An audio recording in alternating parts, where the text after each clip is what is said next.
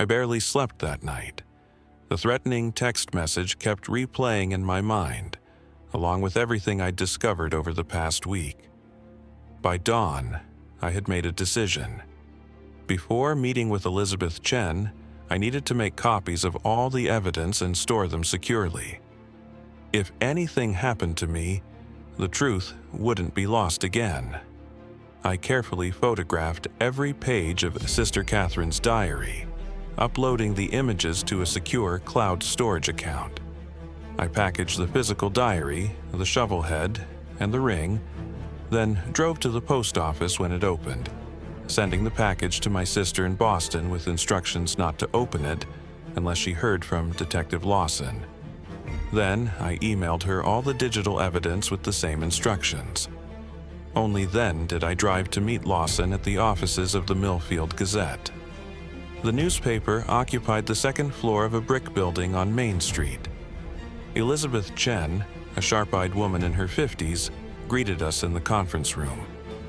"Robert," she said, shaking Lawson's hand. "It's been a while." "Too long, Liz," he replied. "This is Michael Brennan. He teaches history at Westlake High." She turned her analytical gaze to me. "The one who's been asking questions about Sister Catherine Marie Sullivan." I shouldn't have been surprised that she knew. Word travels fast in Millfield, especially when it involves St. Augustine's and a cold case from 1988. She gestured for us to sit. "So, what have you brought me?" For the next hour, we laid out the evidence: Elaine Mercer's testimony, Sister Catherine's diary entries, the financial records showing payments to the Moretti family, and photographs of the ring and shovel head. We explained the connection to the proposed development in Blackwood Forest and the involvement of Mayor Davidson's son. Elizabeth listened intently, taking notes but asking few questions. When we finished, she sat back in her chair, her expression thoughtful. "This is explosive," she said finally.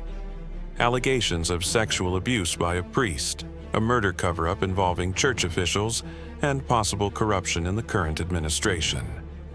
She tapped her pen against her notepad. "It's also a story that will tear this town apart."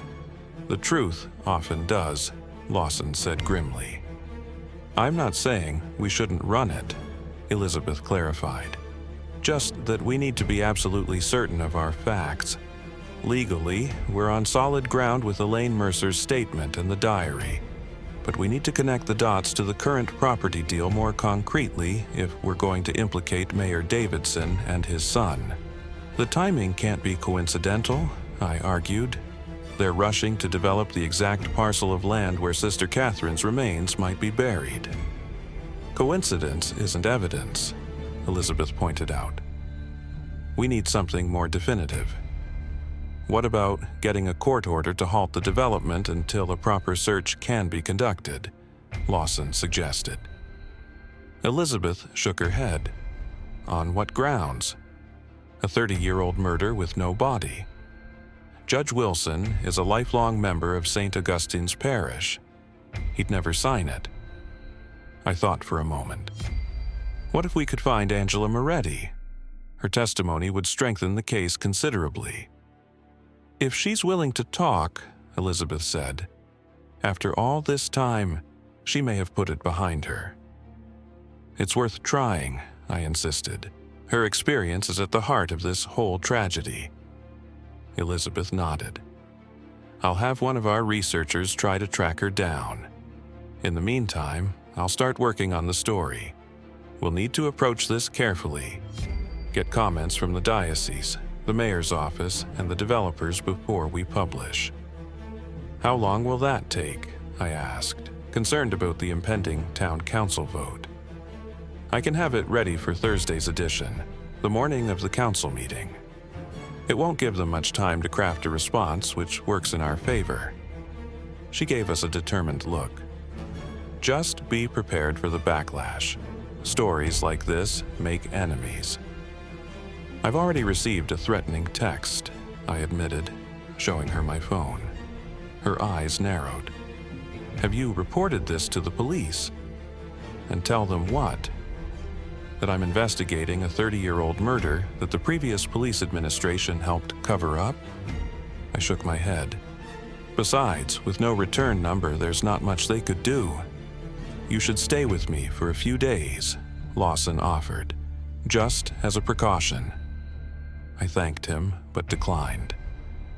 I've taken some security measures, and honestly, I think the threat was meant to intimidate rather than a serious plan of action. Elizabeth wasn't convinced. Be careful, both of you. I've seen how ugly things can get when powerful institutions feel threatened. She stood, signaling the end of our meeting. I'll call you if our researcher finds anything on Angela Moretti. As we left the newspaper office, Lawson seemed troubled. You really should consider staying somewhere else until the story breaks, he said. I appreciate the concern, but I'll be fine, I assured him, with more confidence than I felt. Let's focus on finding Angela. Leave that to Liz's people. They have resources we don't. He paused on the sidewalk, looking suddenly older and more tired than I'd seen him before. You've done good work, Michael. Catherine would be grateful. We parted ways, and I drove to school for my afternoon classes. I tried to focus on teaching, but my mind kept drifting to the investigation. My students noticed my distraction. "Everything okay, Mr. Brennan?"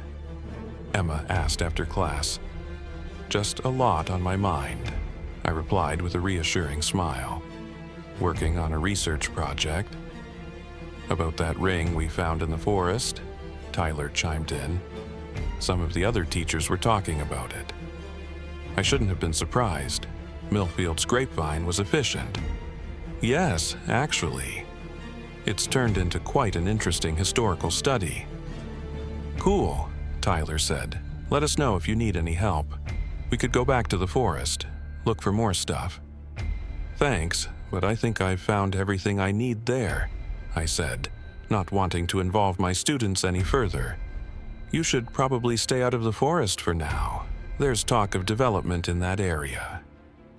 As the students left, my phone rang. It was Elizabeth Chen. "We found her," she said without preamble. "Angela Moretti. She changed her name to Angela Harrison after college. Lives in Pittsburgh now, works as a therapist specializing in trauma recovery." My heart raced. "Do you have contact information?" Better than that, I spoke with her.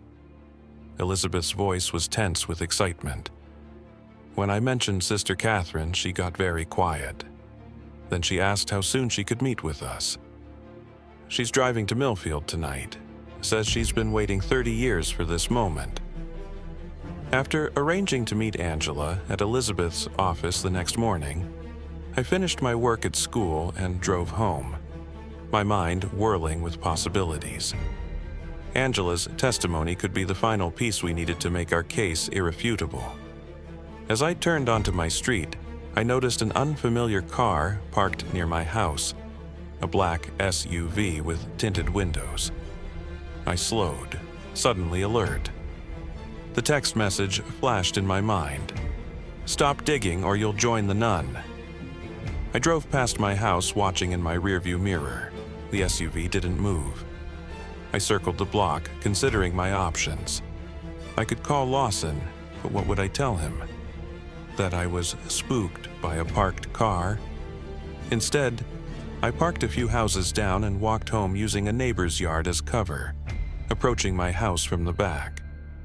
Entering through the rear door, I moved quietly through my darkened home. Everything seemed undisturbed. I was beginning to think I'd overreacted when I heard a floorboard creak in the living room. I froze, adrenaline surging. Someone was in my house. I backed silently toward the kitchen, reaching for my phone to call 911, when a voice spoke from the darkness.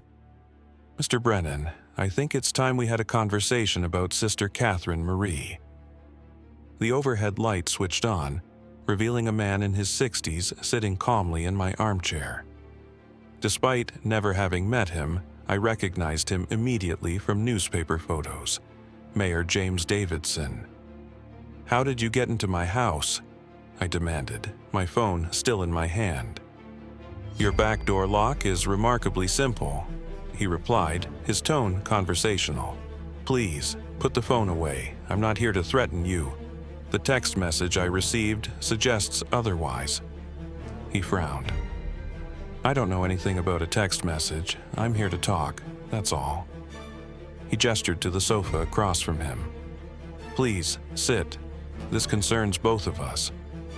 Against my better judgment, I sat, keeping my phone in hand and ready to call for help if needed.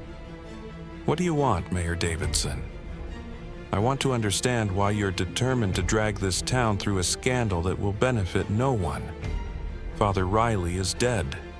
The past is past." His voice was reasonable, almost paternal. "What good can come from exposing old wounds?" "Justice for Sister Catherine," I replied firmly, "and for Angela Moretti." At the mention of Angela's name, his expression tightened slightly. "So, you know about the girl? I know Father Riley abused her, got her pregnant, and that the church paid her family to keep quiet. I know Sister Catherine threatened to expose him and he killed her to prevent that." Davidson sighed heavily. A simplified version of a complex situation, but essentially correct. He leaned forward. "What you don't understand is the damage this revelation will do, not just to the church or to my family, but to the entire community. St. Augustine's School educates hundreds of children. The parish supports a homeless shelter, a food bank, counseling services. All of that will be jeopardized by this scandal. So, we should ignore murder and sexual abuse to protect the institution that covered them up." I couldn't keep the disgust from my voice. "I'm saying that after 30 years, perhaps there are better ways to resolve this." He reached into his jacket and withdrew a checkbook.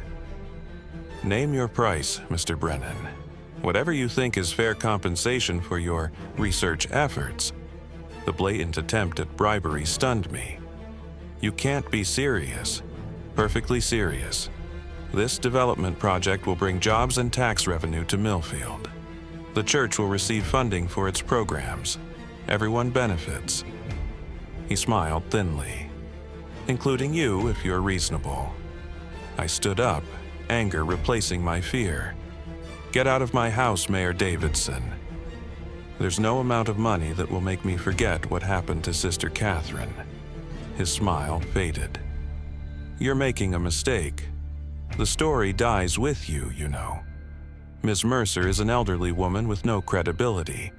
Lawson is a disgraced detective with a grudge against the church. Without you, there is no case." The implicit threat hung in the air between us. I raised my phone. "I'm calling the police now. You can explain to them why you broke into my home." He stood, straightening his jacket. "That won't be necessary, I'm leaving." At the door, he turned back. "Consider my offer, Mr. Brennan. It remains open until tomorrow noon. After that..." He shrugged. "Well, some opportunities don't come twice." After he left, I immediately called Lawson and told him what had happened. "That settles it," he said firmly. "You're staying with me tonight. Pack a bag and come over. And Michael, don't take the main roads."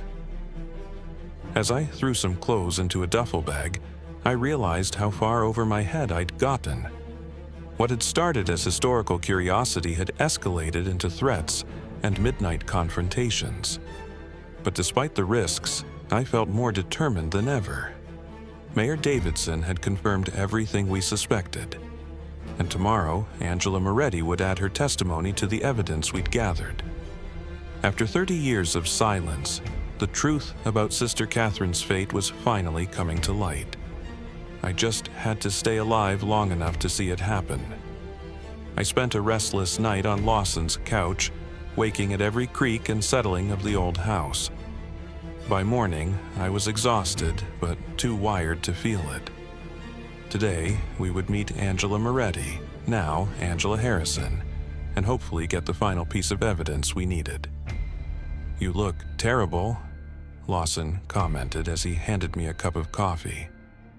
"Thanks," I replied dryly. "Breaking into a decades-old murder case while being threatened by the mayor will do that to you." He chuckled without humor. "Welcome to my world, circa 1988.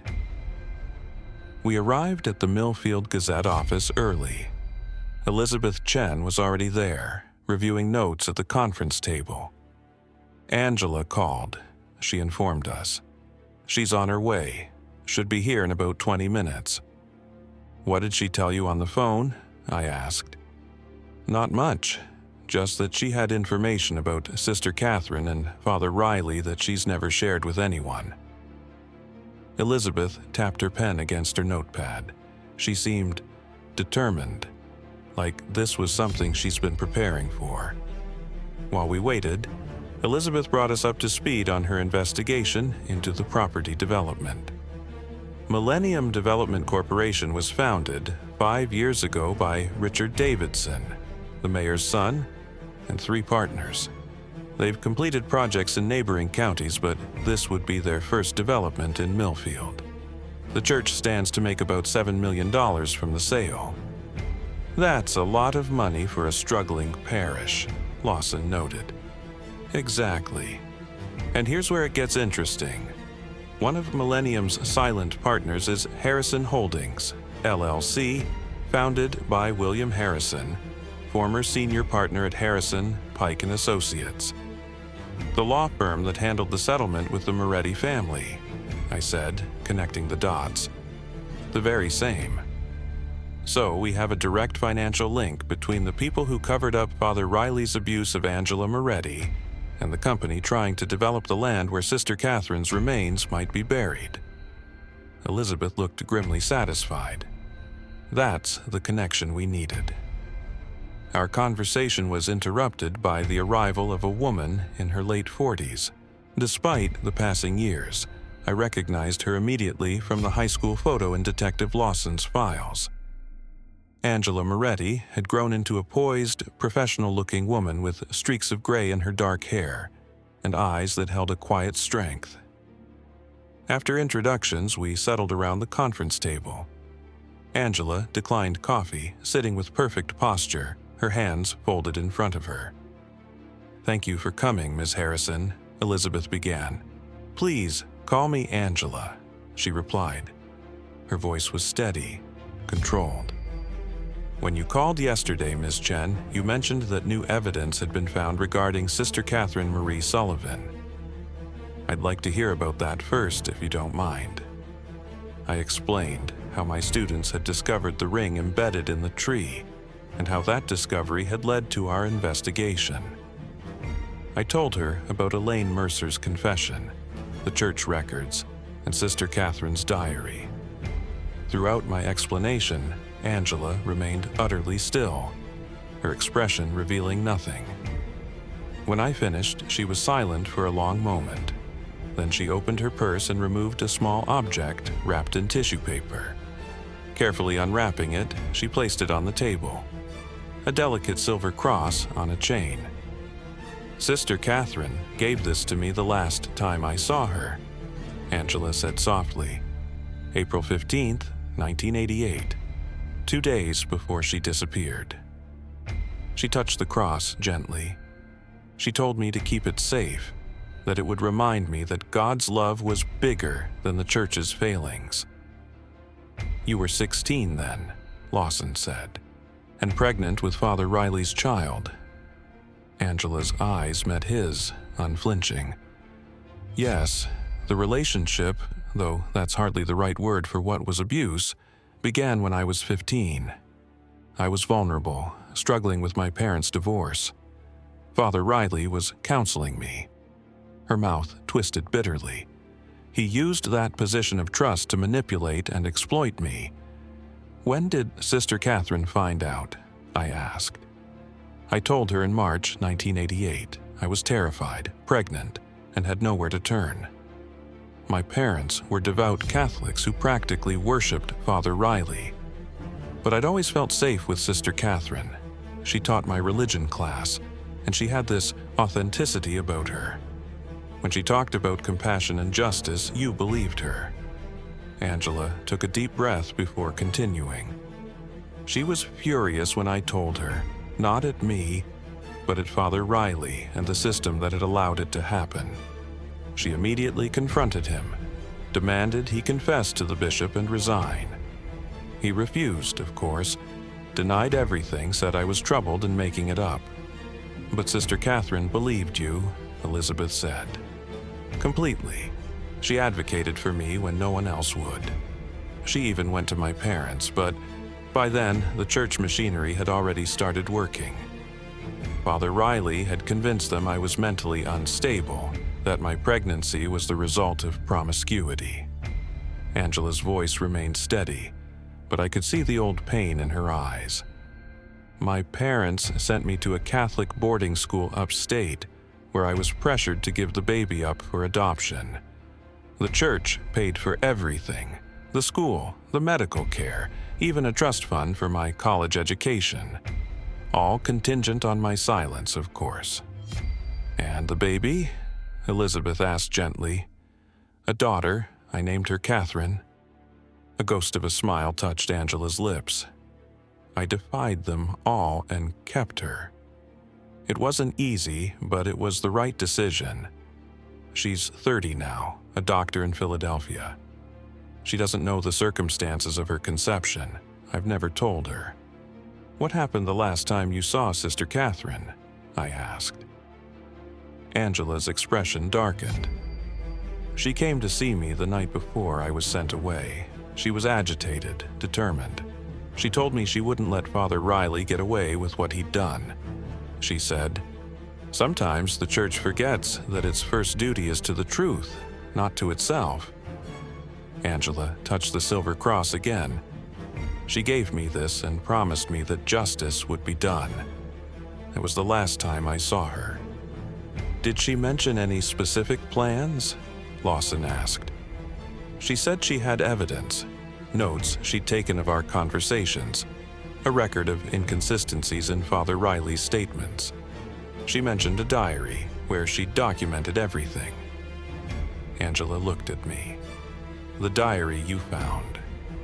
I nodded.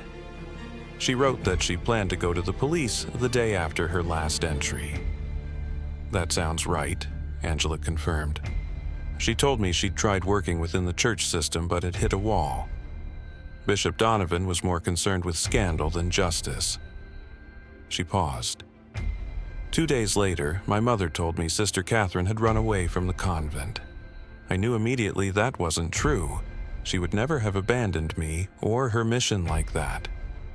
You suspected what had really happened? Elizabeth prompted. I knew, Angela said simply. Not the details, but I knew Father Riley or someone acting for the church had silenced her. I was 16, pregnant, isolated, and terrified. What could I do? Who would believe me over Father Riley, Bishop Donovan, my own parents? Her composure cracked slightly. For years, I've carried that knowledge, that guilt. If I hadn't confided in her, this wasn't your fault, I said firmly. You were a victim, just as she was. I know that intellectually, Angela replied. My professional training tells me so. But the heart doesn't always listen to reason. She straightened her shoulders. When you called, Miss Chen, I knew it was time. Time to honor Sister Catherine's memory by telling the truth she died trying to expose. Are you willing to go on record with all of this? Elizabeth asked. To be named in our story? That's why I'm here. Angela's voice was resolute. My daughter knows I'm doing this. My husband, too. I'm prepared for the consequences. Those consequences could be significant, Elizabeth warned. This story will create a firestorm. I've been in therapy for decades dealing with what happened to me, Angela said with quiet dignity. I'm stronger than I look, and I owe this to Sister Catherine. She risked everything for me, gave everything, as it turned out. The least I can do is stand in my truth finally. For the next 2 hours, Angela gave Elizabeth a detailed account of her relationship with Father Riley, the church's response when she became pregnant, and Sister Catherine's efforts to help her. Her testimony was powerful, specific, and heartbreaking. The story of a young girl betrayed by every authority figure in her life, save one. When she finished, Elizabeth had tears in her eyes, though her professional demeanor remained intact. "Thank you, Angela. Your courage is remarkable." "What happens next?" Angela asked. "I finish writing the story today," Elizabeth replied. "It runs in tomorrow morning's paper, ahead of the town council vote on the property development. I've already requested comments from the diocese, the mayor's office, and Millennium Development. So far, they've all declined or given non-responses. They'll try to discredit me," Angela said matter-of-factly. "They'll say I was troubled, attention-seeking, promiscuous. They'll question why I waited 30 years to come forward." "We'll address all of that in the story," Elizabeth assured her. "Your professional standing, the consistency of your account with the other evidence, Sister Catherine's diary entries, all of it strengthens your credibility." As our meeting concluded, Angela turned to me. "May I see it?" Her ring. I took it from my pocket and placed it in her palm. She examined it with gentle fingers, tears finally spilling onto her cheeks. "She wore this every day," Angela whispered. "It caught the light when she wrote on the blackboard. I used to watch it glimmer and think how beautiful it was to be so devoted to something." She handed it back to me reluctantly. "What will happen to it?" "I think it should go to you," I said. "Or to your daughter, perhaps. Catherine would have wanted that, I think." Angela shook her head. "Number. It should go somewhere public, a memorial of some kind where her story can be told, so no one forgets." After Angela left, promising to be available if we needed anything further, Elizabeth turned to Lawson and me. "This is Pulitzer material," she said, her professional excitement tempered by the gravity of the story. "But more importantly, it's justice. Long overdue. If we can get it published," Lawson cautioned, "Mayor Davidson and the diocese won't go down without a fight." "Let them try," Elizabeth said grimly. "I've got my publisher's full backing. We've already consulted our lawyers. The story is solid." I checked my watch.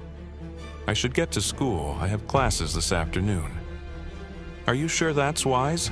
Lawson asked. "After Davidson's visit last night." "I can't hide," I replied. "Besides, being in a public place surrounded by colleagues and students is probably safer than being alone." I stood to leave. "Call me if anything develops. Otherwise, I'll see you both tomorrow morning when the story breaks." As I drove to school, I felt a strange mix of emotions. Tension about what was to come, but also a profound sense of purpose. Sister Catherine's voice, silenced for 31 years, would finally be heard. The truth she had died protecting would at last come to light. The school day passed in a blur. I went through the motions of teaching, but my mind was on tomorrow's newspaper headline and the town council meeting that would follow. By the final bell, I was mentally exhausted.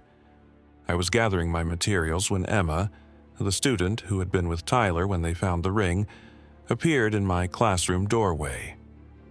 "Mr. Brennan, can I ask you something?" "Of course, Emma. What's up?" She shifted uncomfortably.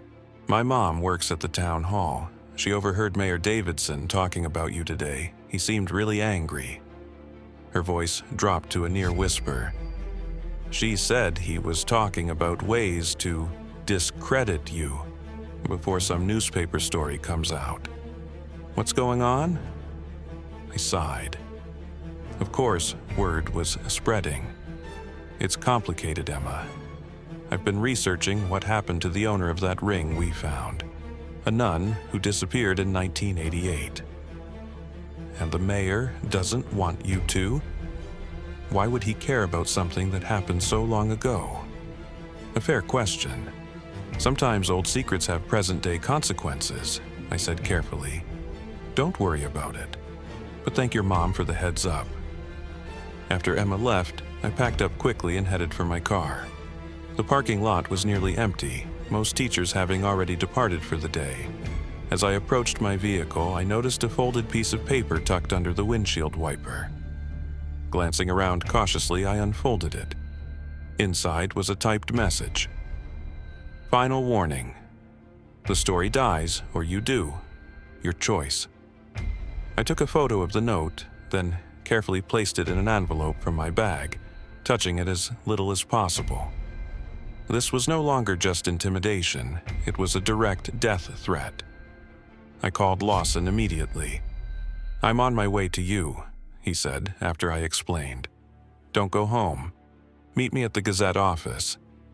By the time I arrived, Elizabeth was putting the finishing touches on her story. She looked up as I entered, her eyes widening at the sight of the note in its envelope. This changes things, she said after reading it. We need to call the police. The police chief is Mayor Davidson's brother-in-law, Lawson reminded her. We can't trust the local authorities with this. Then I'm calling a friend at the state police, Elizabeth decided, picking up her phone.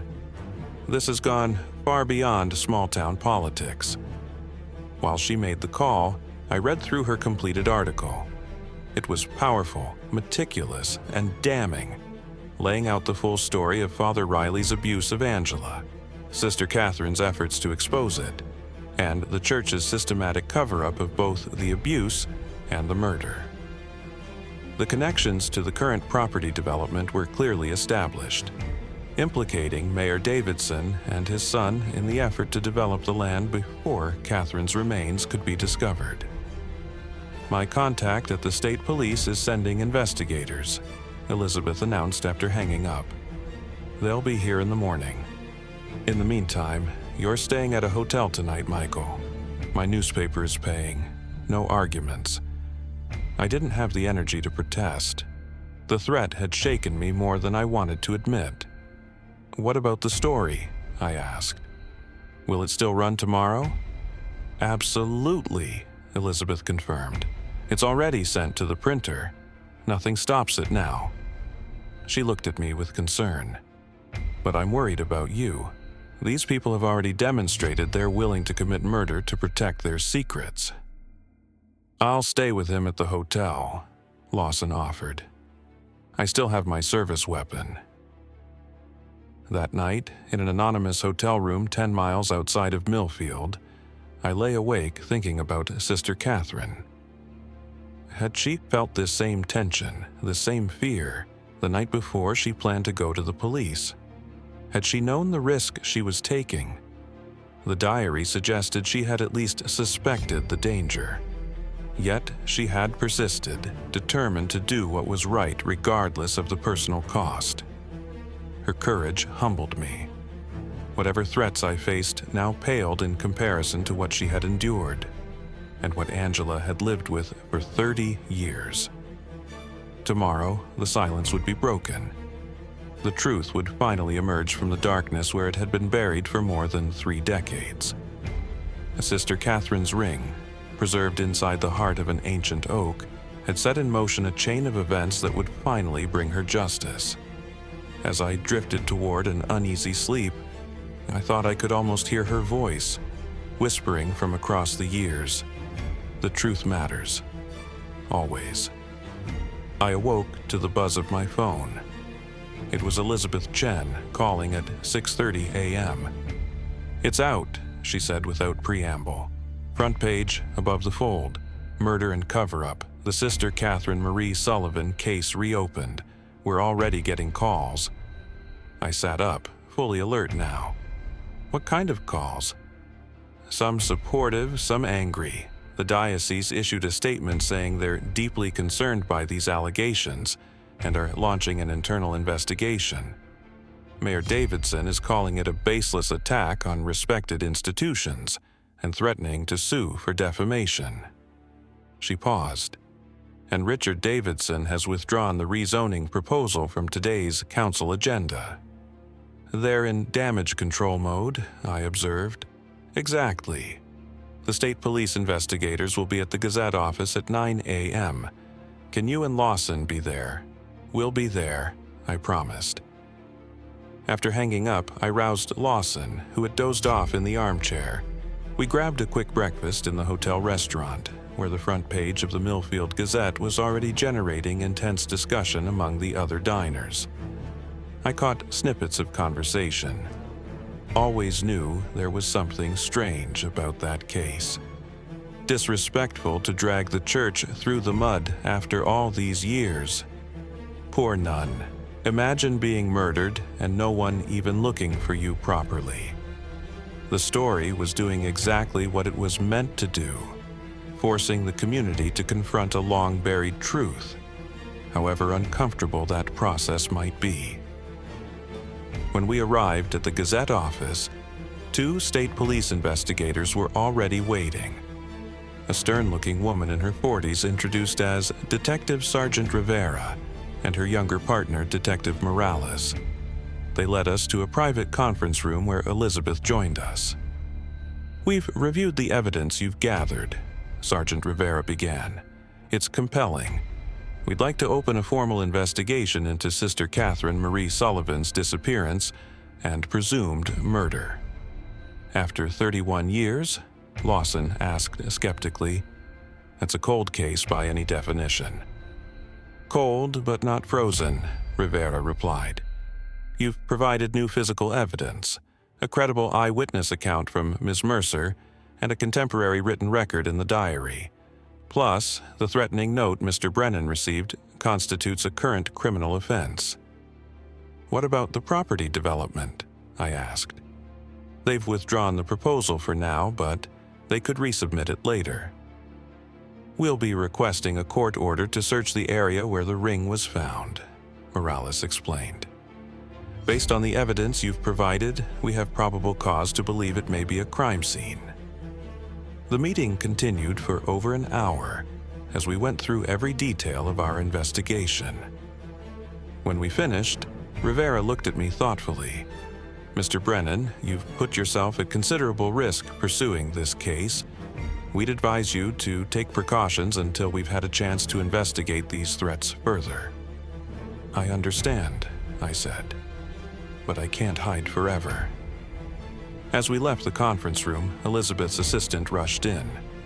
"You need to see this," she said urgently, handing Elizabeth a note. Elizabeth read it quickly, her expression changing from concern to shock. "Father Daniels is giving a press conference on the steps of St. Augustine's, right now." We hurried to the newspaper's conference room, where a television was already tuned to the local news channel. Father Daniels stood at a podium outside the church, his face grave as cameras flashed around him. Mayor Davidson stood to one side, looking distinctly uncomfortable. "In light of the serious allegations published this morning," Father Daniels was saying, "I feel compelled to address the faithful of St. Augustine's and the wider community of Millfield. After prayerful reflection and consultation with diocesan officials, I have made the difficult decision to speak the truth as I know it." The room fell silent as we listened intently. "While I was not in Millfield in 1988, I have in recent years become aware of troubling information regarding Father Thomas Riley and the disappearance of Sister Catherine Marie Sullivan. I regret to say that the Church's handling of this matter was gravely flawed." He paused, visibly struggling with emotion. The allegations regarding Father Riley's inappropriate conduct with a minor and the subsequent cover-up appear to be substantiated by documents in our archives. Mayor Davidson shifted uneasily beside him, his face a mask of barely controlled anger. "In the spirit of transparency and reconciliation," Father Daniels continued, I am announcing that the diocese will fully cooperate with state police investigators. We will open all relevant records, make church property available for search, and do everything in our power to discover the truth about Sister Catherine's fate. He looked directly into the cameras. To Angela Moretti Harrison, I offer the Church's profound apology for the suffering you endured. To the community of Millfield, I ask forgiveness for the breach of trust these events represent. As he stepped away from the podium, reporters shouted questions. Mayor Davidson moved forward as if to speak, then apparently thought better of it and retreated into the church, followed by Father Daniels. "Well," Elizabeth said into the stunned silence that followed, "I wasn't expecting that." "He's getting ahead of the story," Lawson observed. "Smart move. The church is cutting its losses, trying to frame this as the actions of one bad priest rather than systemic corruption." "Still, it's a start," I said, "and his cooperation could be crucial to finding Sister Catherine's remains." The press conference marked a turning point. Over the next few days, events moved rapidly. State police investigators, aided by forensic anthropologists, began a methodical search of the area around the lightning-struck oak tree in Blackwood Forest. The diocese released a trove of documents related to the case, revealing that Bishop Donovan had indeed been aware of allegations against Father Riley, but had chosen to handle the matter internally.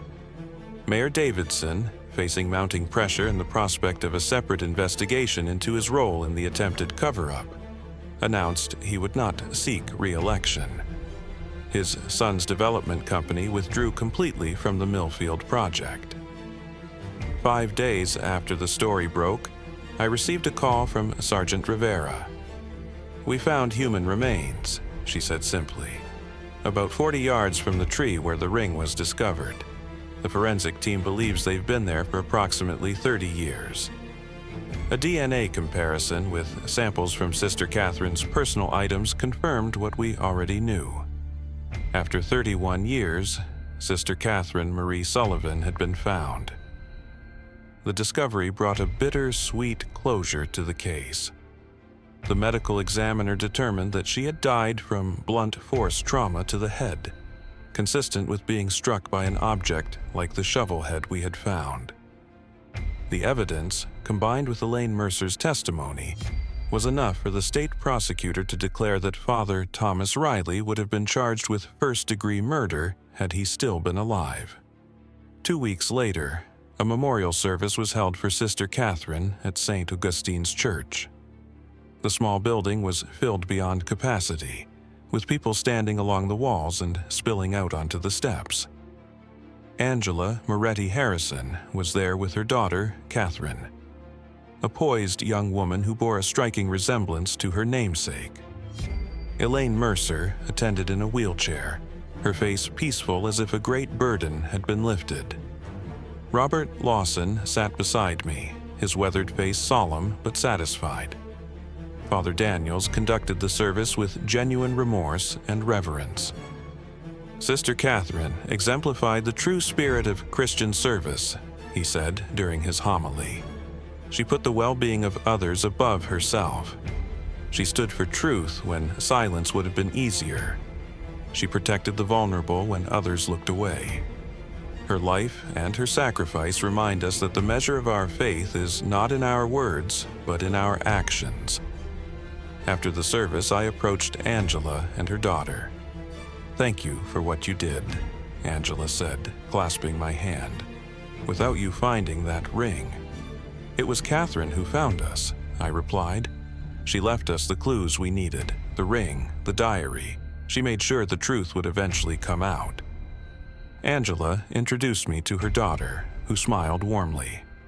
"Mom has told me everything now," the younger Catherine said. "About Sister Catherine, about what she did for my mother. I'm proud to carry her name." As the crowd dispersed, I remained in the church, sitting quietly in a pew near the front.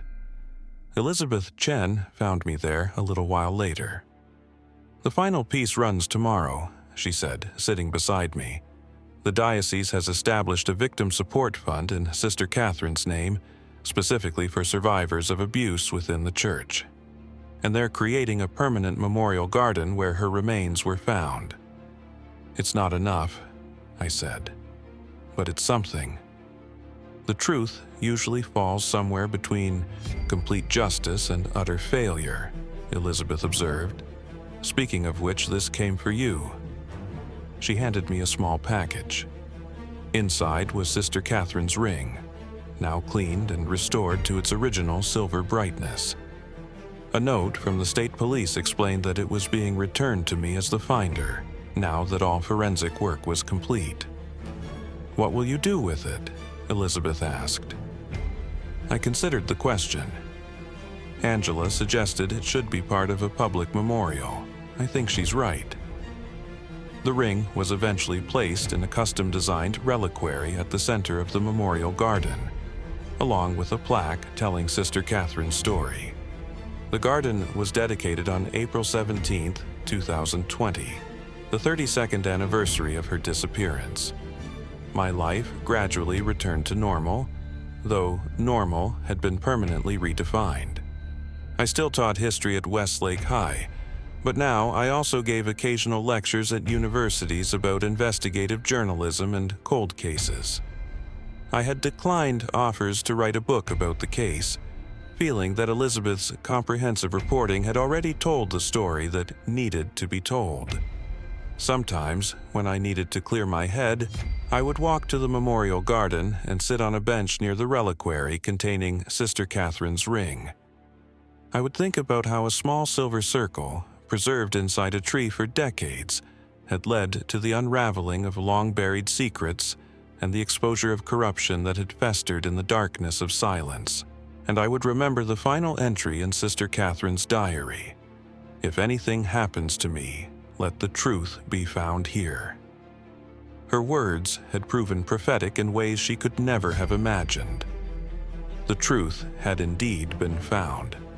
Not just in her diary, but in her ring, in Elaine's testimony, in Angela's courage, in the forest that had kept her secret for 31 years. The young nun who had vanished in 1988 had never truly disappeared. She had been waiting, her story preserved like her ring inside the heart of an ancient oak, patient and enduring, until the lightning of chance and circumstance revealed what had been hidden for so long. In the end, that was her legacy, the enduring power of truth to emerge, against all odds, from the silence that tried to entomb it. Justice, however delayed, had finally been served. The end